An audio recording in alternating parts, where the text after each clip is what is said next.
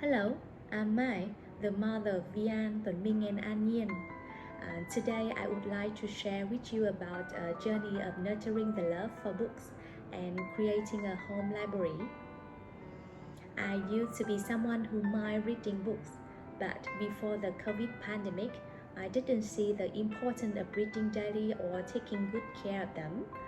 However, since the outbreak began, I have had more opportunities to spend time with my children and realize the value of establishing a reading habit for both them and myself. During this time, I was also greatly inspired by two sisters in my neighborhood, chị Hoàng Thanh Hà and chị Nguyễn Thanh Vân. There are saying that girls, you become like those you surround yourself with, or if you are near age, you will be dark. If you are near light, you will shine. Chị Hà taught me a practical and organized method of managing my book collection using Google Sheets. And chị Vân encouraged me to choose books that are high quality in content and presentation, and to review the content before allowing my children to read them, ensuring they are appropriate for their age. Allow me to share the remarkable journey of cultivating a love for reading within myself and my children, along with the creation of a thriving home library housing over 1,000 exceptional books. Embarking on journey of instilling a reading habit in both myself and children is a remarkable endeavor, one that demands patience and companionship. Allow me to share the strategies I have diligently implemented along the way. 1. Create a conducive environment. I have set up a spacious, quiet, and comfortable reading space at home. I provide age appropriate book and reading materials that match my children's interests. 2. Read together. I make it a priority to spend quality time reading books alongside my children each day, whether it's after dinner or before bedtime. We have a designated time for parents and children to come together and enjoy the wonders of storytelling. This consistent practice fosters a strong and enduring reading routine. 3. Select the right books. I take a great care in choosing books that are suitable for my children's age and match their interests. Sometimes I involve them in the selection process, valuing their opinion to spark their interest and encourage active involvement. 4. Bring stories to life. As I read books to my children, I transform them into captivating stories by portraying characters and situations with animate voice and expressions. This interactive approach enhances the appeal, concentration, and sheer delight for children. 5. Foster discussion and encouragement. Upon completing a book, I allocate time for meaningful discussions with my children, delving into its content, characters, and valuable lessons. I actively encourage them to express their opinions, emotions, and reflection on the story, nurturing their analytical thinking and fostering a deeper connection with the books. 6. Establishing a reading routine. I create a structured reading schedule and maintain a list of books to be read, recommended reads, and optional selection for both myself and my children. By setting clear reading goals and tracking our progress, we instill a sense of motivation in us. For instance, my daughter and I often pen our impression of the books and jot down memorable quotes once we complete them. These book reviews are then saved on my Đọc sách cùng Mai YouTube channel, serving as a convenient archive for future reference, sharing, and spreading the joy of reading with friends and others. Additionally, my daughter writes a reflection on the books in her reading diary, which she submits to her teacher for evaluation, as her school places great value on fostering a reading culture. Whenever we finish a book, It feels like a personal triumph, and I couldn't be prouder of this small but significant accomplishment. 7. Embrace various genres. I make it a point to introduce my children to a wide range of book genres, allowing them to explore diverse fields of interest. Picture books, fairy tales, animal story, science books, and historical accounts are all fantastic options that expand their knowledge and fuel their curiosity. 8. Bridge books with everyday life. I frequently connect the stories in books to my children's daily experiences by engaging in discussion about how the situation portrayed in the books can be applied to real-life scenarios. This helps them see the relevance and practicality of story in their own life. 9. Rewards for reading. Whenever my eldest daughter finishes reading a book, I usually reward her with some money. Sometimes it's the same as the book's price, and other times it may be a bit less or more.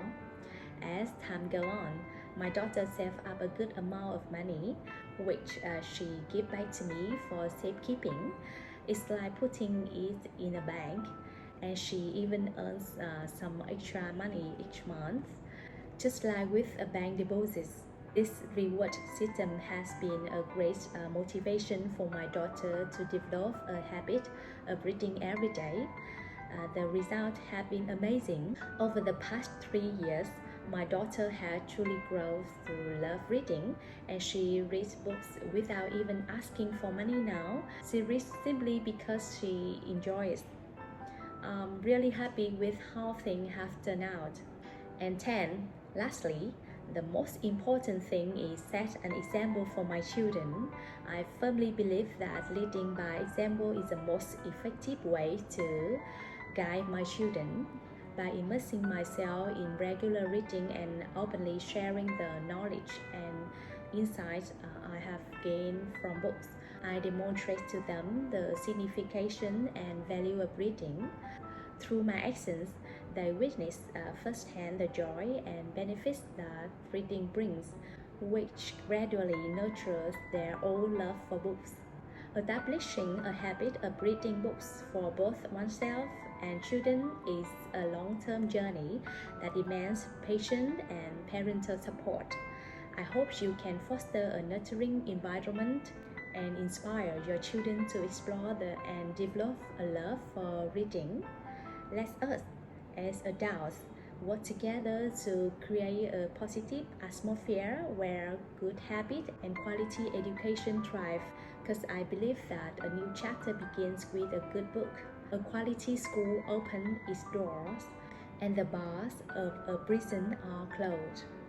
Creating a small library at home is a wonderful way to promote reading and foster a lifelong learning atmosphere for the whole family. I would like to share my experience of building a home library as a point of reference.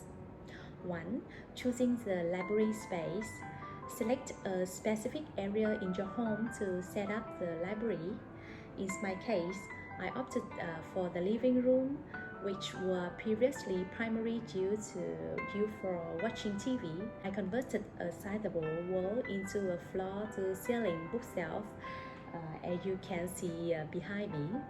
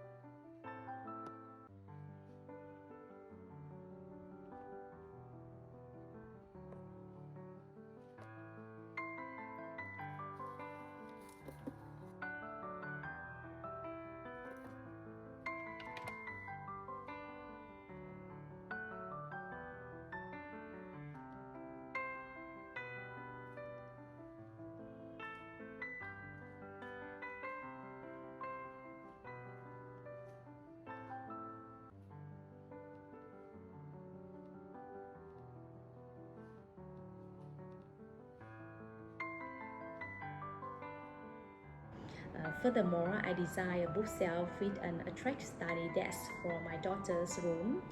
It's important to choose a location that is roomy, easily reachable, and well lit for comfortable reading.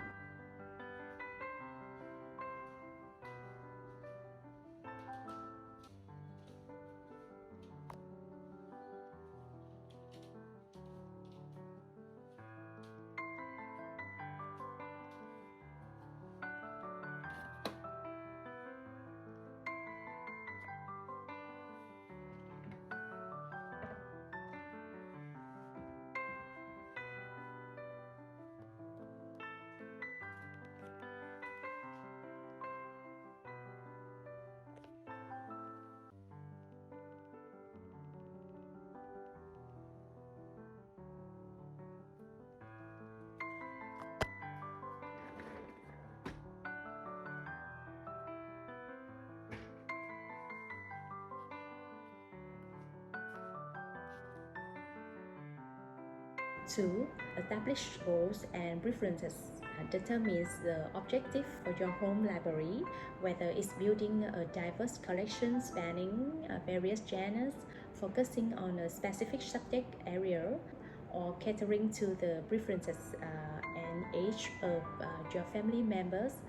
In my situation, I prioritize children's book since I have two young children, aged 3 and 5, as well as a 12 years old daughter. Personally, I have been interested in history, children's novel, world classics, and books that offer practical guidance in developing soft skills for the workplace. 3. Expand the book collection. To start building my book collection, I began by purchasing a new book from những vì sao bookstore, all by Miss Ngô Hương Thảo, and the bookland.vn, all by Miss Phạm Lily. These two individuals are passionate about selling books, and I'm highly satisfied with the quality of their books and services. For any title they don't have, I usually turn to Tiki or Shopee. However, I don't solely rely on the books review provided by these stores. Instead, I make an effort to seek additional review from fans and the reading community to gather diverse perspectives and objective viewpoints that are not influenced by the booksellers. 4. Organize books by genres or topic. I categorize the book on the shelf based on their genres or topic, making it convenient to find specific titles and creating an organized and visually appealing environment in the library. 5. Manage book lists using a Google Sheets.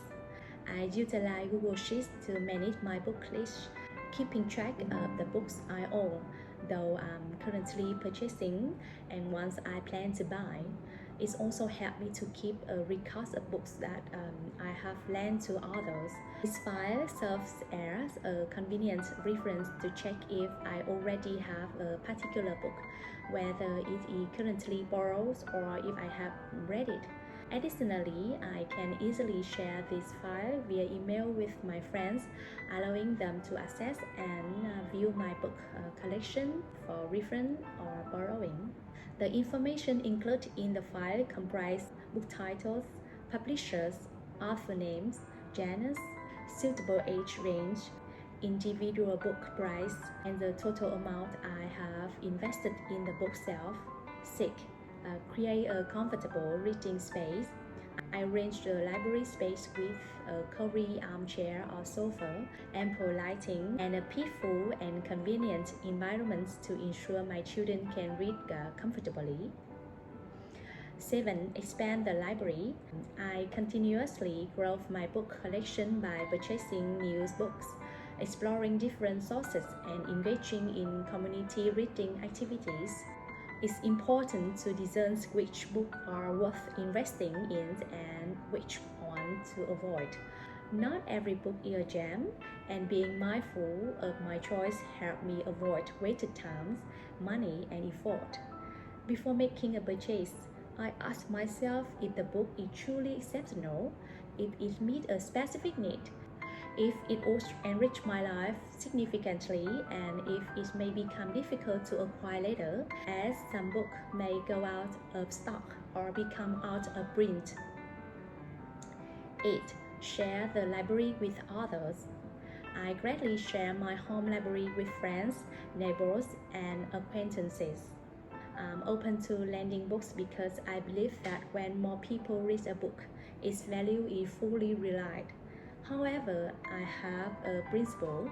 If you borrow from me, you must return the book in its original condition and within the agreed upon time frame. I maintain a record of the borrower's name, the date borrowed, the expected return date. If the conditions are not met, future borrowing privilege may be revoked. To me, once someone proves themselves dishonest, just is difficult to regain. Creating a home library is an ongoing endeavor that demands dedication and attentive upkeep. I hope that the insights inspire you to establish an immersive reading environment and motivate all family members to actively engage in reading and knowledge sharing, cultivating a lifelong love for learning. Thank you for listening to my sharing. If you find this video helpful, I kindly ask you to click the like and share to spread it to those who may benefit from it. Don't forget to subscribe to Đọc sách cùng my channel to stay updated with future book sharing. Thank you and I look forward to seeing you in the next videos.